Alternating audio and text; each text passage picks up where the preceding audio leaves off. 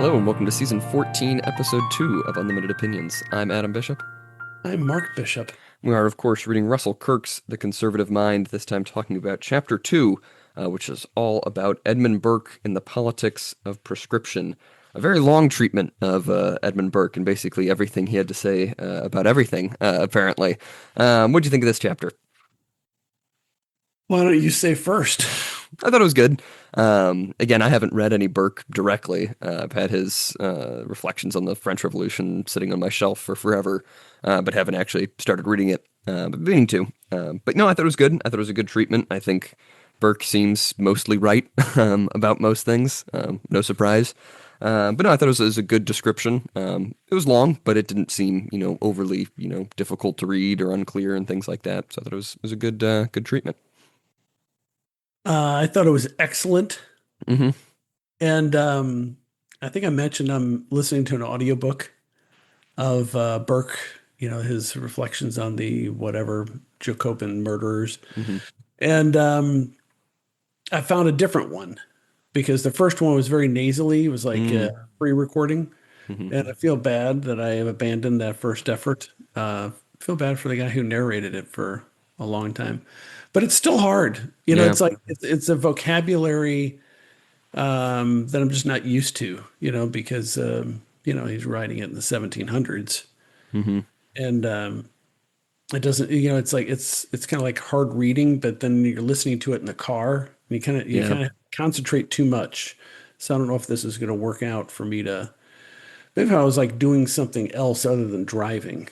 I have to pay attention to it too much. But anyway, Hmm. but I thought this chapter I thought was really well written, and Yeah. I enjoyed it a lot. And I have not read any Burke either, and so this is truly an introduction to his writings to me. And Hmm.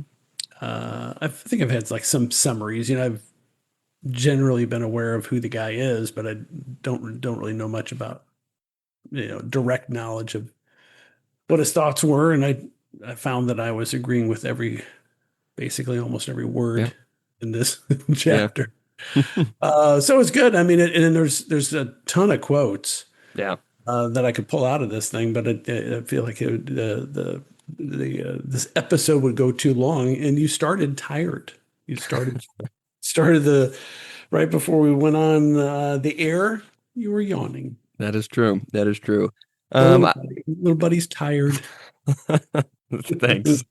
I do like how he starts this, because he's essentially saying like most liberal criticism of Burke have assumed that he went too far in criticizing the French Revolution, and that really the truth of the matter has to lie somewhere between Burke and Robespierre, right? That really, it wasn't this, really terrible thing, this unleashing of sort of liberalism upon Europe that sort of Burke describes it to be.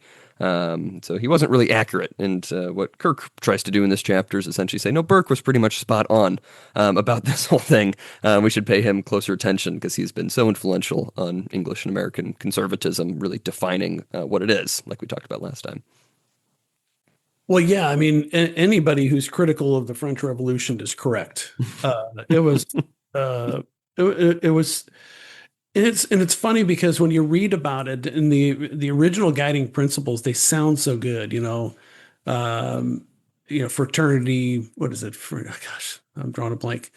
Uh, the three words: fraternity, Equality and equality, liberty. liberty. Thank you, Yes. Callie. Gee whiz.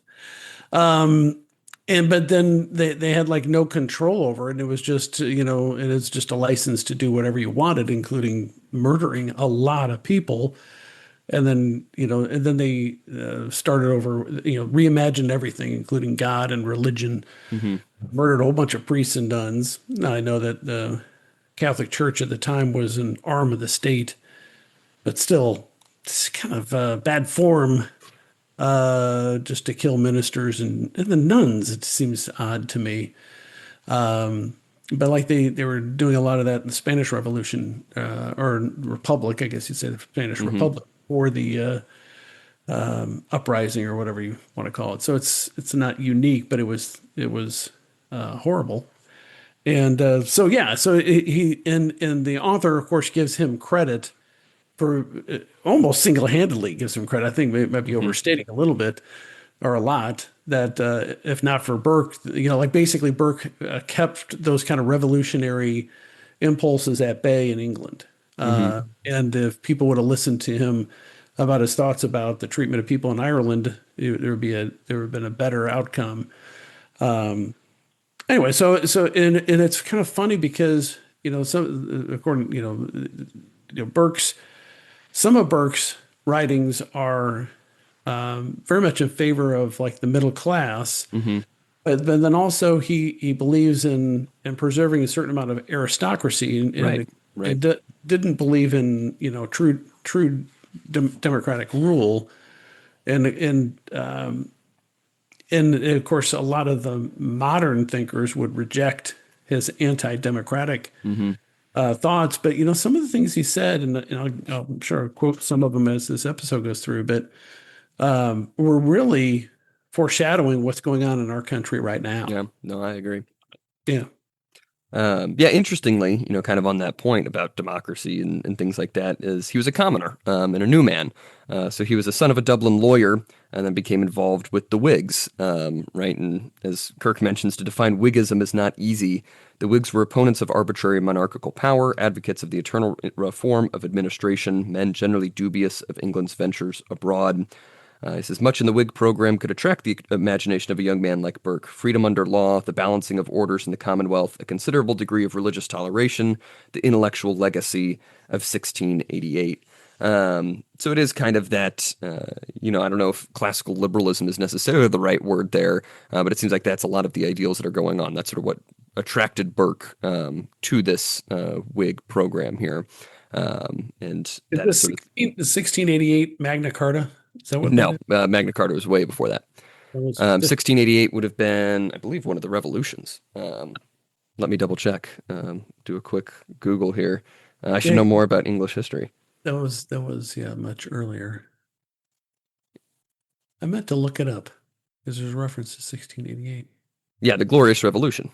Oh, there you go. Yes, when they, well, yeah, probably shouldn't be in favor of that because that's when they overthrew the Catholic king, James II, and then they put in the Protestant Mary. No, not Protestant wasn't Mary. Mary was Catholic, unless I'm misremembering, or there's two Marys. Let me double Bloody check. Mary? Bloody Um, Mary? Mary II. He was replaced by his Oh, the daughter Mary second. II. Yes, yeah, Oh, yeah, okay. yeah.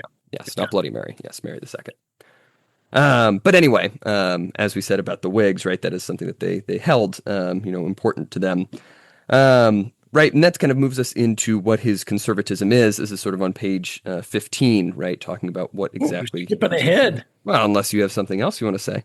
Yeah, well, I do. I thought Sure. one of the things was kind of funny. He mentions, he joins this Whig party, Hmm. and I bought a book about the history of the Whig Party in the United States, which was like 700 pages long, and I thought, this is a commitment. And I've gotten a new attitude. If I get a bad sense, like in the first chapter or so, Hmm. I just won't read it because they're too big. It's too much of a time commitment. And this one, the guy was like insulted conservatives, like in the introduction. So I Oh, did, that's good. and now I kind of want to read it because the Burke was a Whig. But in any Hmm. event, but he says, yeah, he joined it, and he says, this is on 14. He was willing to work, which virtue few Whig leaders shared, and therefore he was able to kind of lead the group a little bit, ahead. Like Yeah. take a little bit more ownership of the of the organization because he was willing to put in the Right. time. Yeah, So I and he thought, was very highly praised as sort of an intellectual leader in the party. mm, This quote here later on 14 says, here was a genius who, as Johnson said, could do anything and everything, could have been bishop, governor, poet, philosopher, barrister, professor, soldier, all with a high degree of success. Even in Burke's aristocratic era, however, it was surprising that such a man could be one of the managers of a great party. He was brilliant, and men of genius frequently fail in the political world.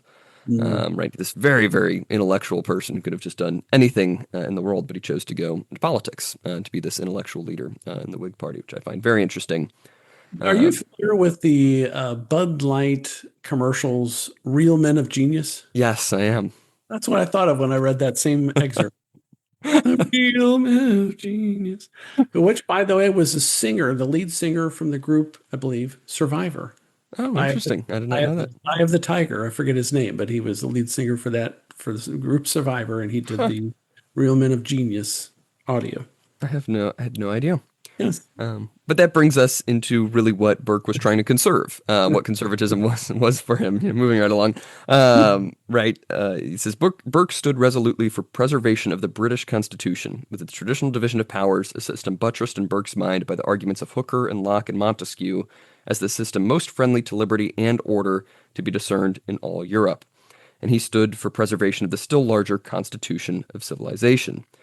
He says Burke was the conservator of the species. Universal Constitution of Civilized Peoples is implied in Burke's writing and speeches, and these are its chief articles: reverence for the divine origin of social disposition, reliance upon tradition and prejudice for public and private guidance, conviction that men are equal in the sight of God, but equal only so, devotion to personal freedom and private property, opposition to doctrinaire alteration.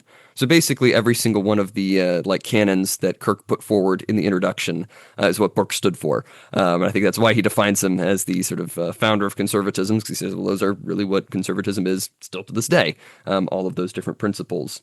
And I think it's important that he mentions, right, the system most friendly to liberty and order. Kind of as you mentioned, that it's not just, this libertarian principle, but right, he was sort of aristocratic, right? He believed in sort of these class distinctions, that they couldn't just interrupt those, willy-nilly, right? There has to be an order to the whole thing. There has to be a law, and justice about the thing, not just give everything over to equality and liberty and fraternity and whatever else, the French were saying. Yeah, and it's funny because he believed in the equality of all people morally, Right. but he was not necessarily, well, he wasn't in favor of universal suffrage, meaning, everybody had one man, one vote, and certainly didn't believe in a system where everybody was treated the same. Like but it's kind of interesting because he recognized that universal value on one level, but not treating everybody necessarily exactly the same, it seems like. Right. To preserve an ordered society. He certainly didn't believe, like some of his writings were a little more blunt too, about basically, and I think it's a little bit later in the chapter, but that a lot of people just are incapable of effectively participating in the political society, the Hmm. political uh, uh, decision making for society, and that's kind of an interesting mix of being an egalitarian with regard to individual rights and natural law applying to everybody, but not everybody's going to be able to, or he's not advocating that everybody has an equal say. Right. So I don't. So it's a lot of the stuff that they summarize, the author summarizes about Burke's writings. I get this, like, I'm a little uncomfortable with it, Mm-hmm. but it certainly makes sense. But just from my sensibility of somebody that really believes that it's dangerous to limit individual participation in the Hmm. political system, and how do you decide, Right. who is worthy or who is capable? Because quite frankly, well, of course, in our country now, it's like, our so-called elite, who are not elite. Um, I'd trust, what was it, 435 representatives and senators. I'd trust 435 people chosen at random out of Jefferson County to run the country better than, I mean, a lot than our congressmen and senators now. Hmm. There's a lot of knuckleheads in our county, Yeah. myself included. But I think, so a lot of that doesn't ring true to me. But where he talks about different people have different capacities, I feel it, you know. And I'm not one. I often discourage people from voting. Hmm. So like people say, "Oh, who should I vote for?" I haven't been paying attention. I said, "Well, then don't vote." Right. And of Right. course it's like anti-religious to a lot of people.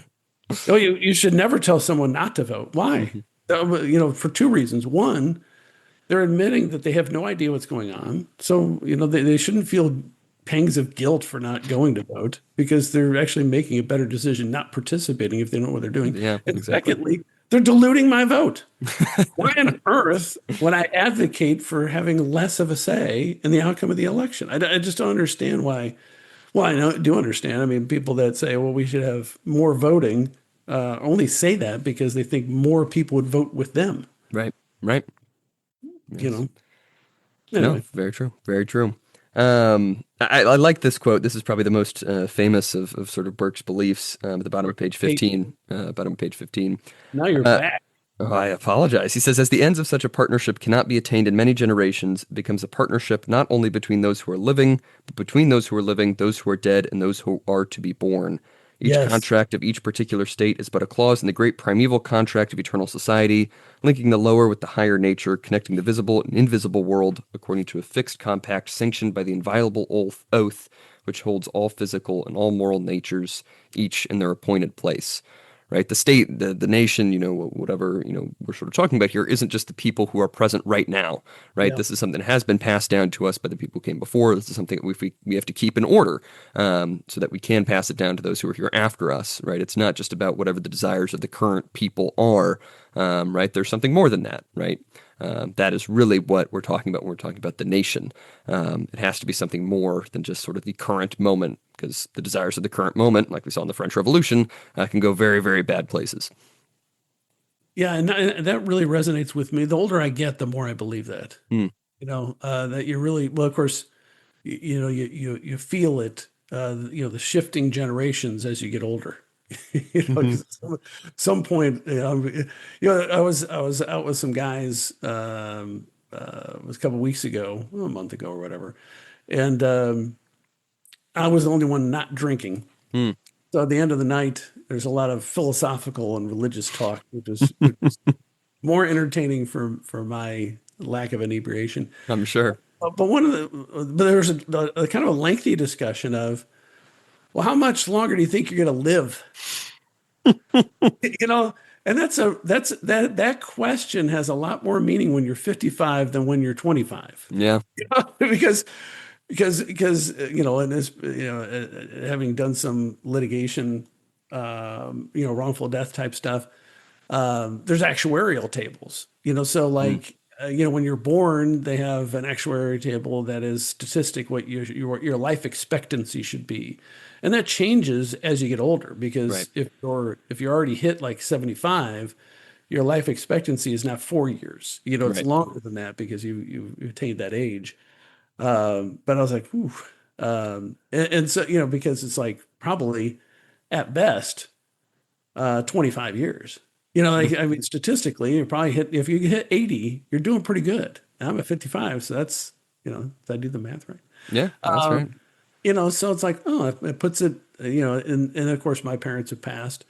And so I'm this generation. Eventually, my boys presumably get married and have kids, and then they'll have that. So it's like you really feel it more that you have received this world in trust for the next generation Mm. because you really feel like, oh my gosh, because nobody really thinks about that they're going to die next week. You Right. could die next week. Everybody always can die next week, and like they say, nobody leaves this world alive. Right. So yeah, I think that really resonated with me, and it's a wise thought, and especially it'd be nice if our politicians realize that, Hmm. and that they hold those positions, elected officials, federal, state, local, in trust, and the ship of state or the ship of the city will sail on without them sooner or later, and they have a duty to those that come behind them to do the right thing. Yeah. But it's often thought of, and and I think he even mentions, I know he mentions somewhere in this chapter, I've got it highlighted, talking about huge debts Hmm. that irresponsible leaders who don't, that they rack that up and then they disavow it, as a Right. nation. It causes, great problems because they don't really believe that they hold this position Right. temporarily inherited and they don't care about the next generation. Right. Yeah, he kind of, I don't know if this is the quote you're looking at, but page 18, I like this discussion on that same topic, where he says spiritual continuity, the immense importance of keeping change within the framework of custom, the realization that society is an immortal being These deep truths were impressed upon Burke's mind through his observation of free English institutions. A little bit later, he says he spoke of society as a spiritual unity, an eternal partnership, a corporation which is always perishing and yet always renewing, very like that other perpetual corporation and unity, the church.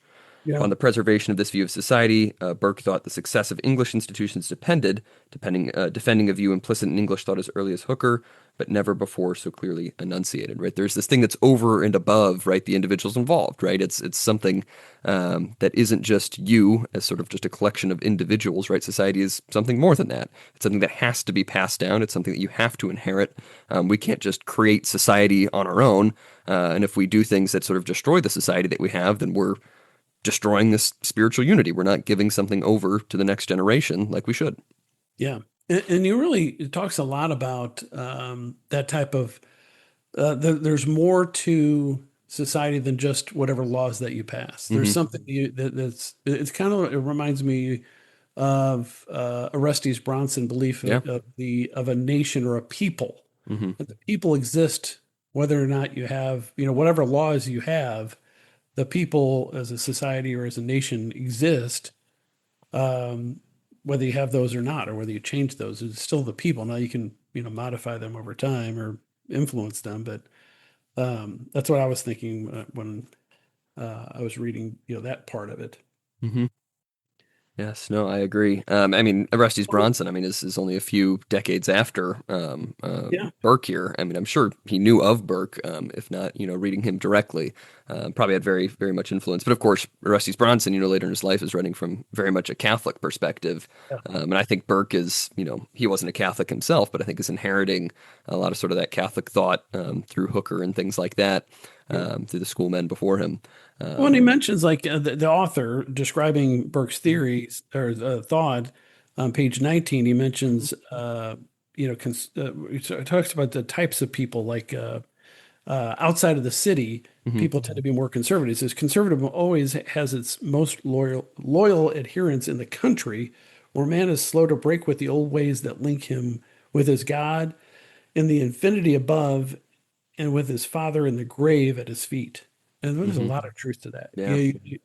People um, that are in a more rural setting, even if you're not working the land, but especially if you're working the land, you're slow to take on radical change, I think, because of those two things, those two factors. Hmm. He then kind of moves on, starting on page 21 here, a little bit more biographical, right? Talking about Yes. the publication of Reflections on the Revolution in France in 1790, after he had broken with Fox's Whigs, right? Sort of desiring a more, true conservatism, I suppose. A letter to a member of the National Assembly and an appeal from the new to the old Whigs appeared in the following year, et cetera, et cetera. And he says, this really had an immense effect in Britain. Right, where he says his pamphlets first checked in Britain an enthusiasm for French innovation, presently Yeah. made possible Pitt's rallying of British patriotism against France, and then inspired a reaction against leveling principles which kept the English Constitution almost unaltered during 4 decades. His influence is still strong in the world. And I mean, I think it's a very interesting thing to think about. Is if you didn't have Burke, you didn't have people like Burke sort of spreading these pamphlets and these discussions, right? Would England have done the exact same thing? How Mhm. much more would the sort of French revolutionary spirit spread throughout Europe? I think there's a good possibility it would have spread much further if you didn't have people like Burke specifically calling to mind, like, hey, here are all the problems with this. We can't do this. I mean, even Yeah. in America, it almost, Thomas Jefferson was very, very interested in the French Revolution, Yeah. was supportive of it for way too long, even after, a lot of the discussions of the killings of priests and nuns and things like that Right. were pretty widespread. So it's a very good thing that you had somebody like Burke to check all of that, because otherwise it probably would have spread, farther in the world. Well, and it wasn't just the murders, Hmm. although that was probably pretty Right. important. And but it was the philosophical problems, where you're gonna throw off everything that came before you, and that somehow you can and that you can perfect man. That I think that's Hmm. the main danger of that type of philosophy, and Right. one of my favorite authors, modern authors, is Victor Davis Hanson, and he's been talking about the modern Jacobins, or whatever. Yeah, I don't know how you pronounce that, but the French revolutionaries that are currently, I mean, primarily located in the Democratic Party or to the left of them, where they think that they can throw off, the constitutional order and suffer no negative consequences, and it'll all be good. And Hmm. and revolute the starting from scratch will just be the benefit of everybody, and that is if we can recreate a new societal order, uh, and that we can perfect humanity, through educational Hmm. systems or passing the right laws, will create some sort of utopia, and that is the most dangerous part of it. Of course, it Right. always leads to murder and chaos, and then a tyrant, would always follow that because Right. people have to have order, Yeah. which is what happened Yeah, with France. Burke was definitely not an optimist in that regard. I think you can improve human nature. I like this passage on page 23. He's writing to Lord Fitzwilliam. He says, "I'm fallen into a state of the world that will not suffer me to play at little sports or to enfeeble the part I am bound to take by smaller collateral considerations. I cannot proceed as if things went on in the beaten circle of events such as I have known them for half a century. The moral state of mankind fills me with dismay and horrors. The abyss of hell itself seems to yawn before me. I must act, think, and feel according to the exigencies of this tremendous reason." Right? He Yeah, he realized like this is an existential threat to civilization in England or across yeah, Europe more generally. Right? Talking about society as a whole. He's like, no, this is very serious. Right? And trying to perfect the human person, you are going to destroy society as we know it. yeah. Yeah, very, very not optimistic tone from Burke. Yeah. Yeah, that's kind of the feel I have about America from times when I Hmm. say I get optimistic. Sometimes I get pessimistic. Other times when you see, the election in New York City of a communist essentially, and all the craziness and the extreme views, and he even talks about like the rationalists, Hmm. where just through pure reason, you can discard the traditions of our society. And that's a big thing in the last 20 years, your lifetime, Yeah. where that it's been a huge push just to throw off the existing system and say it's systematic racism and systematic this Hmm. and the patriarchy and all that.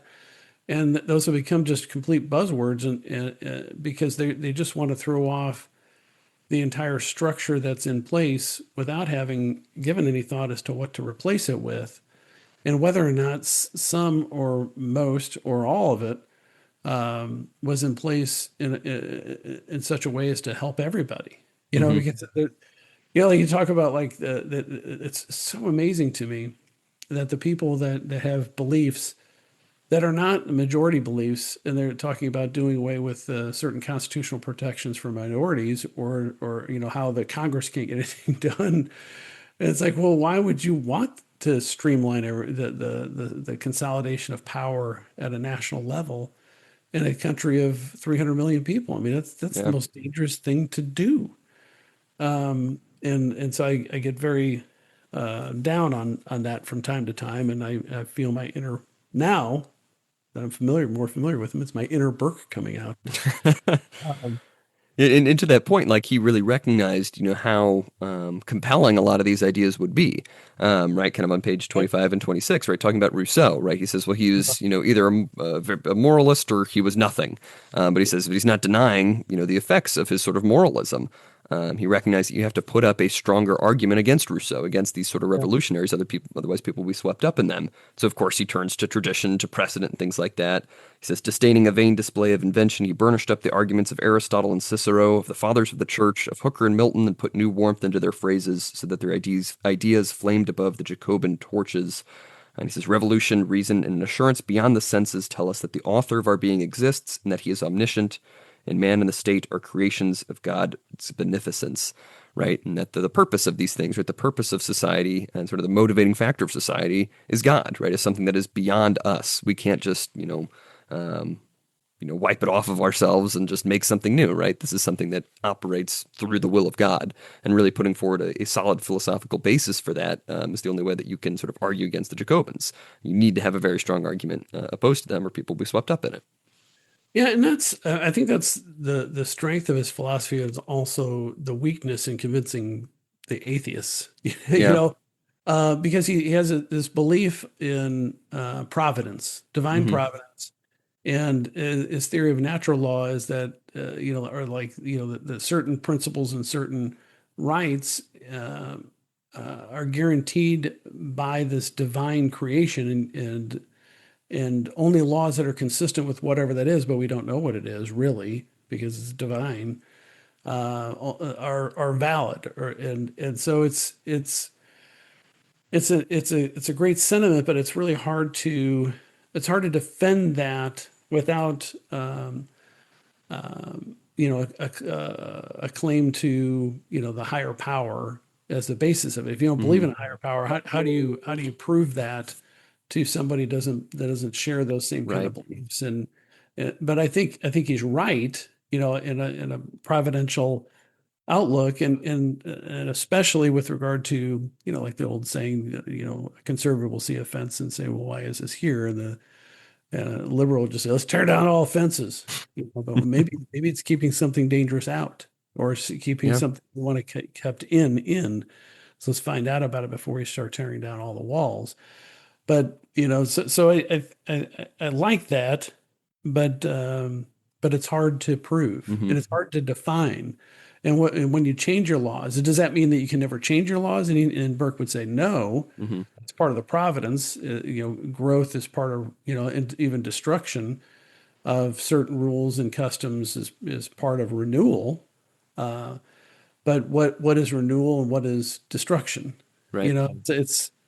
I think that's like the weakness in his philosophy Yeah. of political life. I mean, I don't know what Which you. wouldn't have been as big of a problem, in the 1790s, right? Because of course, generally the population would have been, vastly, vastly majority Christian, right? And people would have Right. recognized at least some notion of providence. I like what he says, to that point on page 30, where he says, he couldn't conceive of a durable social order without the spirit of piety. He says that's even more so in a democracy. You Mhm. think about sort of, religious reasons for monarchy and aristocracy, but he says a popular government, even more than monarchy or aristocracy, requires such consecration to sort of the will of God, because the people then enjoy a share of power. It must be made to understand the responsibilities of power. This is a quote from Burke. All persons possessing any portion of power ought to be strongly and awfully impressed with an idea that they act in trust, that they are Yes. to account for their conduct in that trust to the one great master, author, and founder of society. Like we don't come up with our own power, right? This is something that's given to us. Yeah. I think you can kind of even make the same argument, what we were talking about earlier, without appealing to God necessarily, but in the sense that we did not start the country ourselves, right? I did not give myself the power in any way, right? That comes from somebody else. Of course, the more philosophical lens will have you place all authority in God, like Orestes Bronson does, but recognizing that this is something that is entrusted to you, and it's not something that you came up with yourself to do and to lord over others. Do you think that there's a national leader that actually believes that No. now in America? Um. Well, I don't know. It Maybe. might, it might, but they don't articulate. I Yeah. can't think of an example of somebody I'm like, I'm confident that person knows that they're holding their position, Yeah. really for the trust of future generations. Yeah. That they're on borrowed time. Yeah. Every once in a while, I see good things from like J.D. Vance, right? Being a convert to Catholicism, right? That's something you really kind of have to purposefully do. So I think he recognizes it maybe a little bit more than other politicians who'd be in the role of the vice president. But I think even then, it's still hard. Yeah, it's I like a uh, lot of what Marco Rubio's been saying lately. I don't know if, how much necessarily, again, politicians that high up believe those things. But it's good to hear politicians sort of discuss those things. But yeah, I don't know. I've come to the conclusion that Trump's egocentric view of his role in our country is the closest thing that we're going to have in the near future. What I mean by that Mm. is that Trump seems to be most. I mean, I think there's a certain basic patriotism there, and an affection for the United States, but he clearly has a motivation that future generations will venerate the Trump presidency due to its amazing successes. Hmm. I think that's like the closest I think we can come to that. Like that to really benefit from a leader in their view of their role as a historical figure. Hmm. You know, that he's going to do anything and everything to improve the economy and the day-to-day life of as many Americans as he can, so that it makes him look so much better historically. And I'll take it, of course. But I don't view him. Of course, you don't know any of them.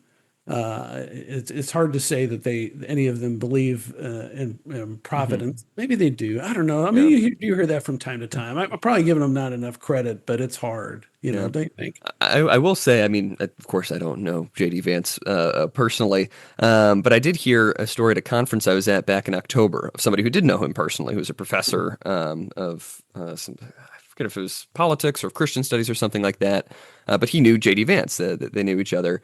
And JD Vance, when he was converting, and as he was, becoming, very politically prominent, running for Ohio Senate and everything like that, he met with him, this professor, once a week as he was reading through St. Augustine's City of God. Right. And I don't, maybe this guy was just making the whole story up. I don't think he would. But this idea that, the guy who's now the vice president of the United States, it's a massive book, The City of God, read through that. And the guy was like, yeah, and he was taking it very seriously. Like, he's a very smart guy. He was He is asking smart. questions about what this means for the political order and for religious, right? It wasn't just, a cursory reading. Like, he was genuinely interested in St. Augustine's sort of political thought, how it mixes with religious thought, and was treating the City of God very, very seriously. So things like that, give me at least a little bit of hope that, the vice president has read St. Augustine's City of God. And Holly has been much more and more religious, it seems. And I've Mm, read his book. hmm. He wrote a book about manhood, I think. Hmm. I think that's what it's called, Yeah. maybe. Yeah. Yeah. And it was really good. A lot of biblical references. So I Hmm. guess maybe I'm not giving enough people enough credit. I'm trying to think of a Democrat that's talked in those tones, but Yeah. um, the Senate candidate for Illinois, because there's now an open primary because Hmm. Durbin's retiring, released an ad Friday, and it was a series of people, including Tammy Duckworth, who's a current U.S. senator, just saying "F Trump," you Oh, know, that's good. but they're not saying F; they're actually saying the Yes. word. Yes. And it's like, somebody at a kitchen table, F Trump. And I'm Hmm. like, I think our intellectual debates and discussions have reached an epic low. Yeah. Or a new Uh, high. I mean, that's the pinnacle of political discourse, I think. think about the discussions they had when they were trying to decide, what the Constitution was going to be, Hmm. and the Federalist Papers and all those debates, and then about the amendments to the Constitution, and creating the greatest deliberative body in the world, the Senate, and is now I don't know if this I don't even know who this person was. I think it was a woman. Maybe she'll win. Maybe she'll be a brilliant debater and Hmm. intellectual giant. But I kind of suspect to know when that's your campaign theme. Yeah. Yeah. I would imagine so. And they wonder why we don't care that Trump is destroying the norms. Hmm. It's like, Hmm. wait a second. You know. Yeah. Anyway, Yes. back to Burke. Yes. I'm We do only have to. halfway through. We gotta get I know moving. we gotta move Move through on. this. Sort of the next section talking about is kind of the answer to your question from earlier. How do you convince an atheist of this? Right? And he says, one of the misconceptions is that this isn't just appeal to providence, right? This is so because God wills it. But he says, no, providence acts through history. Had taught humanity through thousands of years' experience and meditation, a collective wisdom, tradition tempered by expedience. What Right? page are you on? That's 33. Oh, I'm Uh, right there. It's funny. Every mhm. time you read from the book, I've already have it highlighted. Wow. Every Well, there you go. every time, every season, Wow. That's amazing. yes. Right, but he says a man should be governed in his necessary decisions by a decent respect for the customs of mankind, and he should apply that custom or principle to his particular circumstances by a cautious expediency. Yes. Right, that it's not just abstract. Well, I think God wants us to do this, right? No, it's like working through history, and this is very similar to the Catholic view. I think that God works through people, works through tradition, that there are systems in place that aren't just immediately handed down on golden tablets from the sky, but through Yeah. God's providence have developed. And we shouldn't just shirk those, right? Relying on those, applying the custom to the current situation is how we should navigate through change. Yeah, and I really appreciate that and respect it and generally agree to it. This providential development of society, and I Hmm. think it applies to like England of that era and I think to a lesser extent our modern world. But I think it also support the theory that child sacrifice was appropriate Mm, because it was so prevalent. So, yeah. slavery was universal. So that's where I get the whole providential development of society. It causes me a little bit of grief because we can go off the rails so quickly. But but I appreciate what he's saying in that, especially when there's a discussion of, he says, what's the most important values for effective, policy making? That's prudence and humility, Hmm. and if people. I'm going to go off a little tangent here for a second. Hmm. People think that I'm arrogant, and I'm still confused by that. Hmm. But I've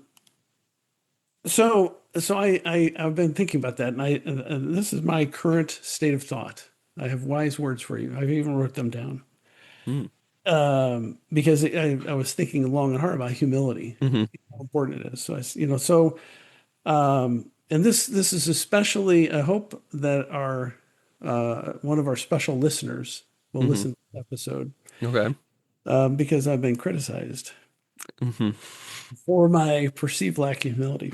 Anyway, without any further ado, Hmm. this is my thought on that subject as far as it concerns me. The perception of my arrogance is a Hmm. result of my knowledge that you are wrong, and you lack the humility to acknowledge your error. I think that's a very humble statement. Not my fault that you are wrong. And I'm sorry that you feel that you lack the humility to understand that I am right. Hmm. Hmm.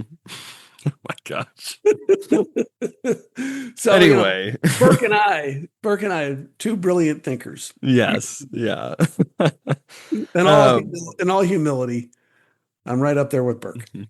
And kind of to that point, the other large, message that he has in this section as we sort of move through this chapter, is that Burke was very skeptical of sort of abstraction, Yeah, right? That we can't just be basing our political decisions based on just weird sort of ephemeral notions, right? He didn't like the state of nature idea very much. He agreed correct. in, that there is a nature, but again, in that sort of divine providence sort of way, right? That there is something, guiding us through tradition and history. But just coming up with these new philosophical concepts doesn't really mean anything, right? You need to have principles that are based on custom and habit, right? And he goes so far to say, as I'm sure you appreciate this point, that he had this affection for prejudice, right? Acknowledging that prejudice is not always Wait, a wait, bad wait, thing. what? What? I think that was a shot. Yeah. No, no, no, it's not a shock. 'Cause I mean, I agree, like prejudice in its literal sense, that we have Yeah. sort of notions, right? Without considering everything, we make prejudgments, right? If we Mm, had to sit and think through every single thing we did throughout the day, we wouldn't be able to act on anything, right? We live in this culture and this society which gives us these prejudices that we just sort of do things by custom and habit, without really thinking them through. yeah. And he says there's a reason that those have developed, right? Of course, it could be bad prejudices, right? You shouldn't just, hate minority groups for no reason, right? That's sort of what we think about when we think of prejudice today. But literally just the prejudgment, right? They're sort of intuitions that we have in a certain culture towards certain changes and things like that. And we should pay attention to those, right? There's a reason that those have developed. Yeah, I mean, and that's why when you see a 6'2" dude in a beard Hmm. wearing a sundress and carrying a purse walking towards you, I don't care who you are, you're immediately worried, right? Yeah. Now it could be like Milton Berle. I don't know if you know that reference. I don't. Famous comedian, very Hmm. funny, did very funny skits and drag. Hmm. Like the traditional comedy, that type of thing. But I think there's a certain, there's certain perceptions where you're like, whoa, wait a second, Right. there's something off. Hmm. Or like you just see people like, of course, I've kind of gotten a sixth sense about it, like in court. Hmm. There's a certain percentage of people that'll come into court, especially about high volume dockets. So I'll have some dockets that have a couple hundred people on them coming in for traffic tickets and assaults and that kind of stuff. And you can get a vibe from people, Hmm. and just by the way they're acting, and the way they interact with you and the language they use and their physical appearance. And so it's like nature's way of saying, just be careful. Hmm. And having said that, it's like 100% white people, you know, because that's the nature of the docket that we're in my Right. location. But yeah, I mean, there's certain expectations, and it's kind of like brought into society. If you dress a certain way, you're sending a message, Hmm. and there's some intuitive reality of that, and it's valuable. So you don't have to, you can react without having to think it all out. Hmm. And as humans, it's very beneficial. Now, like you said, you still have to treat everybody as an individual, Right. if given the opportunity. But that initial reaction sometimes is like it'll save you from a lot of trouble. Hmm. Anywho, Yeah, and that kind of takes us into his discussion of change, right? Sort of on yes, page 40, where he says, change is inevitable, he says, and is designed providentially for the larger conservation of society. Properly guided, change is a process of renewal. But let change come as the consequence of a need generally felt, not inspired by fine spun abstractions, right? yeah, Sort of countering this claim like, oh, well, wouldn't this make Burke say that society can never change at all? Shouldn't we just stay and do whatever, exactly happened in the past? He goes, no, change naturally happens, right? That's how we have developed the society that we have. But it has to come again from this need that is generally felt, right? It can't just be because Rousseau, has this philosophical idea one day and says, let's implement this across our entire country, right? That's not the need generally felt. That's not how change naturally happens. There has to be a need for it. I mean, don't you think it was? I mean, Rousseau had his philosophy, but I don't. Didn't he just inspire the revolution? Isn't it really Hmm. Robespierre that was like, Yeah. let's do Hmm. this stuff for real? Yeah. And so I don't. And in fairness to Rousseau, I mean, some of his writing was really beautiful. Like Hmm. the theory. Hmm. But I really like this point, which is made on page 40, where the author says, talks about even ancient prejudices and prescriptions must sometimes shrink before the advance of positive knowledge, but the Jacobin mind is unable to distinguish between minor inconvenience and actual decrepitude. Hmm. And I think that's a big problem with our modern society. It's like a line through from that same era, the French Revolutionary era, and our current revolutionaries that want to destroy the United States, where they say, well, this little perception, you did this one little thing wrong, and it's an inconvenient fact. Hmm. It may not be great, but it's not. They have no sense of perspective, and there's no grace given to anybody who makes any sort of mistake. Hmm. It's really kind of become dangerous for all of us, and people are afraid to interact with each other because of this inability of these revolutionaries to understand that the amount of perspective. They just have no perspective, and I thought that was a Hmm. good. Right. And that brings us into the next point, which I think is somewhat of Russell Kirk's own aside on page 42. But beginning with, discussing Burke, making sure to determine, what natural rights really are, right? That's sort of the hot word of Burke's time. What are these rights? And Kirk takes a jab at the Universal Declaration of Human Rights Yeah, in the United Nations, which of course was a hot topic in 1953. He says, yeah, yeah, the right to free education, the right to enjoy the arts, the right of copyright, the right to an international order, the right to full development of personality. And he says, Burke recognized, and now we don't, that there are two essential conditions which are attached to all true rights. First, the capacity of individuals to claim and exercise the alleged right. Second, the correspondent duty which is married to every right. If a man has a right to marry, some woman must have the duty of marrying him, right? That is what that necessarily entails. If you say that there is a right for a particular person to be married, there has to be a duty for someone to marry him. And he says, Burke, perceiving this danger of fixing on society a permanent grudge and frustration, tried to define true natural right and true natural law. Right, not really what we're talking about when we're talking about these sort of just abstract rights that we're sort of just drawing out of things that seem pleasant and maybe help us avoid inconveniences.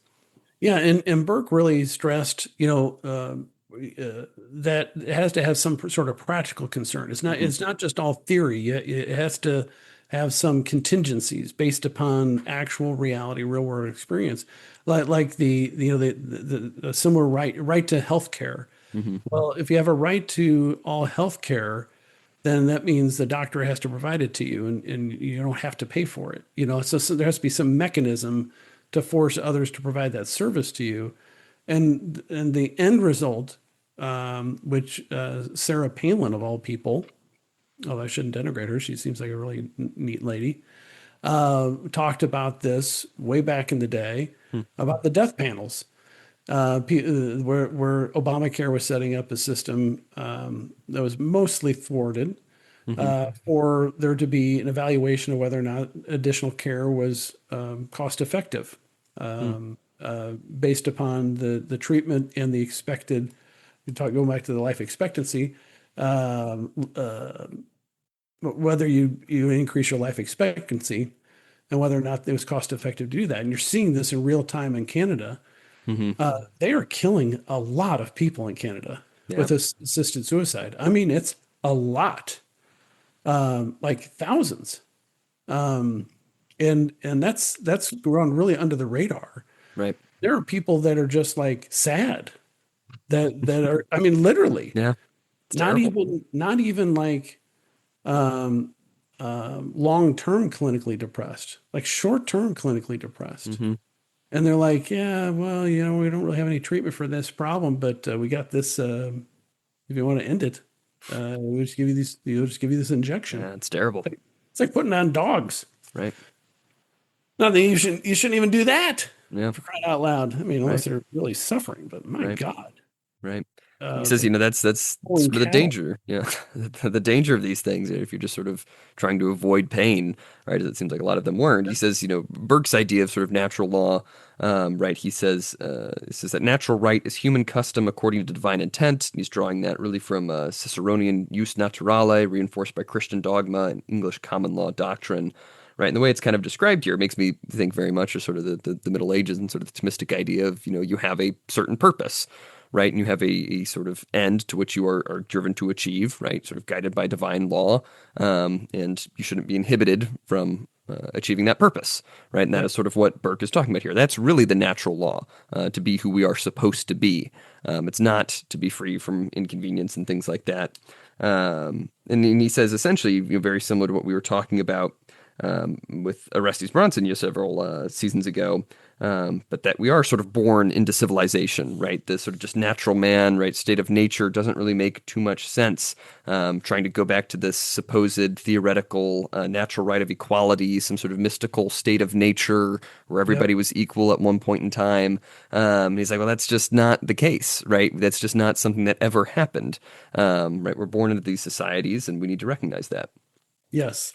And I thought this section went a little bit too long. Hmm. At this point, I mean, it's a great point.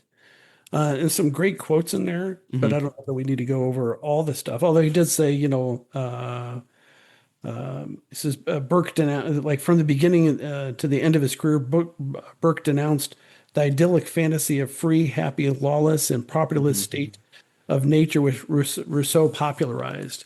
That state of nature thing, I think, Burke does a great job of refuting, and Hmm. the author does too. This summary, that state of nature is not some sort of idyllic fantasy land where they're like, we're hopping around like we're fairies or something in the woods, picking berries, and playing a lyre or flute or something.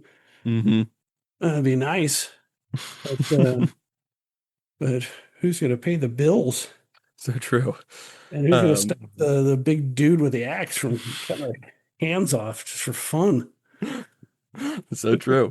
And that kind of brings us to the point starting on page 51, right? The section talking about inequality, right? That we do have this moral equality, right? That's what sort of natural law grants to us, right? And we're judged not by our worldly estate, but by our goodness. And this, after all, far transcends mundane political equality. But he says, but in nature, right, or in civilization, right, obviously men are unequal in mind and body and energies in every material circumstance. The less civilized a society and the more generally will and appetite prevail unchecked, the less equal is the position of individuals. Equality is the product of art, not of nature. Yeah. right? That in order to achieve inequality, it's not through stripping away these customs, these habits, these institutions, right? It's by using them in accord with natural law, in accord with providence, with divine intent, using them in such a way to promote this sort of moral equality, and in some cases, material equality, but not to the extent where we're trying to eliminate every single problem, under the sun and level everybody out, right? Clearly, that's never going to happen. But we can't do away with these institutions and expect everybody to just sort of magically equalize themselves, hopping around like fairies in the woods, as you put it. But yeah, and I think this is like the most controversial area of his Hmm. thought, where he's just not doesn't believe in a true democracy. Now he does mention, like, I'm skipping ahead to 54, Hmm. that the ability to, when you expand the vote, or you don't expand the vote to certain peoples, the interests are liable to be neglected, and a nexus of grievance is likely to be created that will fester in the body politic. So he recognizes that, but certainly didn't believe, I don't think, in universal suffrage. Although if he did, he would have been ahead of his time. Right. Um, so everybody, we should always consider, a person being a product of their time. But like I said at the beginning of the podcast, I don't know how you decide. Yeah. Now, having said that, you could probably eliminate about 20%. Well, I'm not going to say, I can't even say the percentage. That's not Hmm. right. So you would eliminate a substantial number of people if you just said, in order to vote, before you can vote, you have to identify the three branches of government. Hmm. I don't know what the percentage of people that would fail that, but it would not be zero. Yeah. It would be some number higher than zero. And shouldn't all voters know that? I mean, Hmm. isn't there like 10 questions that we can all agree, look, if you don't know this, you just don't vote. Hmm. You know, I don't know. So I'm with Burke on that one. Hmm. But then how do you administer it and how do you come up with the Right. questions? Right. But you know what? And then of course people would study for the test. Okay, that's fine. Then you can get the 10 questions right and you vote. Why can't Right. you figure out the answers? But now we can't even, it's like we can't even say you should have to show up with an identification. You can't even do anything without an ID. And Right. somehow it's horrible to ask you to identify yourself. Yeah, because he sort of says it's not even really like a knowledge-based thing, but with his Yeah. emphasis on custom and sort of the institutions that come up. Yes. This is, sorry, going back just a little bit on page 52. He says a proper majority can be drawn only from a body qualified by tradition, station, education, property, and moral nature to exercise the political function. In Britain, this body, the people, included some 400,000 men, Burke said. And he says, a page over, direct quote from the Reflections. He says, it is said that 24 million ought to prevail over 200,000. True, if the constitution of a kingdom be a problem of arithmetic. This sort of discourse does well enough with the lamppost for its second. To men who may reason calmly, it is ridiculous. The will of the many and their interest must very often differ, and great will be the differences when they make an evil choice. Yeah. And to an extent, I agree with that, right? Running a country is not just a problem of arithmetic, right? Like what he says, it's not just polling as many people as possible, and whatever they say becomes law, right? I mean, clearly we have institutions in place in our own country, right? Where, I mean, up until some time ago, right, it wasn't even direct election of U.S. senators, right? Where And it I was, think I think we should absolutely do that. yeah. But that's kind of a different subject. Hmm. He kind of loses me on this one. I mean, I understand what he's trying to say, but I think the problem is deciding who's going to decide. Hmm. And then who's going to be allowed to participate into the elections or office, the offices of government. I mean, how do you limit that? Hmm. And how do you set up that system? And I'm not one to advocate for direct democracy, but we do have a representative government. So, you do have a certain limitation of your power. There's a filter, Hmm. like you have to vote for your representatives.